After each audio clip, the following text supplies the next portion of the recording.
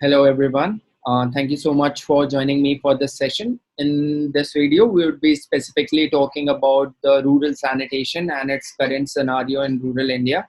So before I start the discussion, I would like to share a slide with all of you so that we can use those points for the discussion moving forward. So here I'm sharing the slide of the presentation with you all now. So now I assume that all of you are able to view the presentation.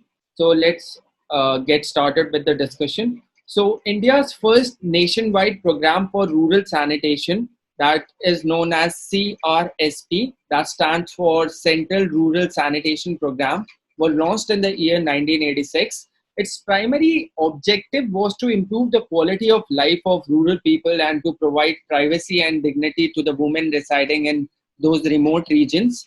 The program was revised in April 1999, focusing on demand-driven approach. By the end of ninth five-year plan, the Department of Water Supply and Sanitation is solely responsible for the sanitation done in the rural areas. So there was another scheme launched by the government by the name of TSS, that stands for Total Sanitation Scheme. It was launched in the year 1999. Its primary objective was to eradicate open defecation, and incentives were also provided to the families which constructed the toilets back in those times. And another objective was to motivate the communities as well as the Panchayati Raj institutions for promoting sustainable sanitation facilities through awareness creation as well as health education. And its another agenda was to cover the schools and Anganwadi located within the remote regions with proper sanitation facilities and promoting hygiene among the people living in those regions. And lastly, there was an award called Nirmal Gram Puraskar. It was only given to the Gram Panchayat blocks and panchayats which have achieved 100% sanitation coverage, and funds were also given based on the population of that respective area. So now talking about the concept of sanitation, we are referring to it as broadly including liquid and solid waste disposal, personal and food related hygiene, and domestic as well as environmental hygiene. So it would not be wrong to say that it's hardly described the sanitary condition as they obtain in the villages of India. Most of the people still defecate in the open space. Most of the villages lack waste disposal and drainage systems, and many in the villages are ignorant about the consequences of poor sanitation and hygiene condition. As a result, many people suffer, even die of diseases caused by unhealthy practices of personal and environmental hygiene. Rural sanitation figures prominently in India a national agenda for governance.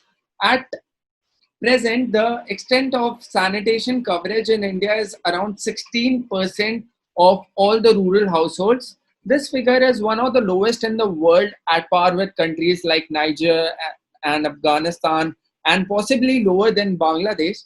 So, the absence of safe sanitation contributes significantly to the poor quality of life as reflected by the well accepted indicators like infant mortality and morbidity rates. According to the Union Ministry of Health, around 7 lakh children die each year due to diarrhea and other water sanitation related diseases.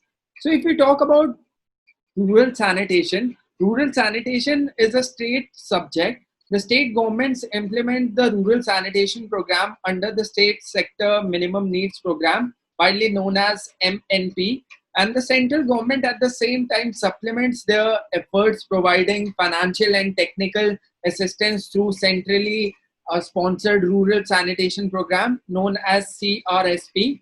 So, sanitation is used to define a package of health related measures. It is also defined as the means of collecting and disposing of excreta and community liquid waste in a hygienic way so as not to endanger the health of individual and the community as a whole.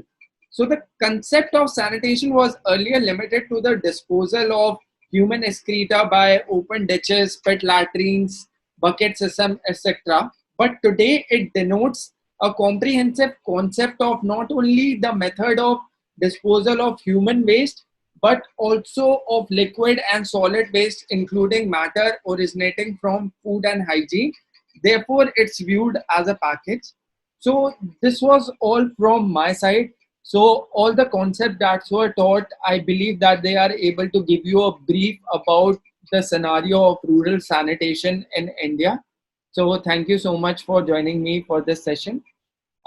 With this, we are done with the chapter 4 of rural economy, that is about rural infrastructure.